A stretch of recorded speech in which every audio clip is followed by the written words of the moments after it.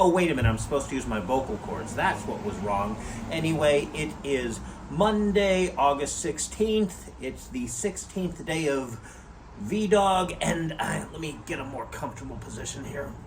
Anyway, I'm here on my porch because I'm machining a few parts that I need to attach my trap to the RC car base and make an RTV, and actually I'm machining a bunch of those parts so I can attach a bunch of traps to, could be an RTV, could be a cable, could be a pedal. I really got to make a screen accurate pedal.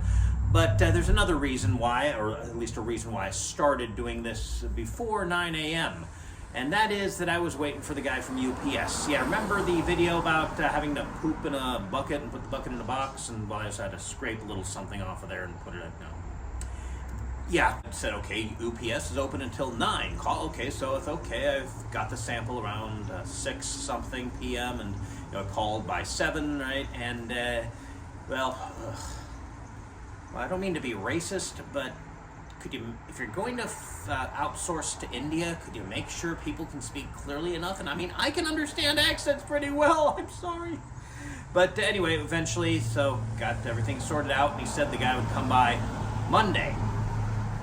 I mean, there are warnings there. They need that sample within 72 hours, so hopefully we'll get it before 6 something p.m. tomorrow.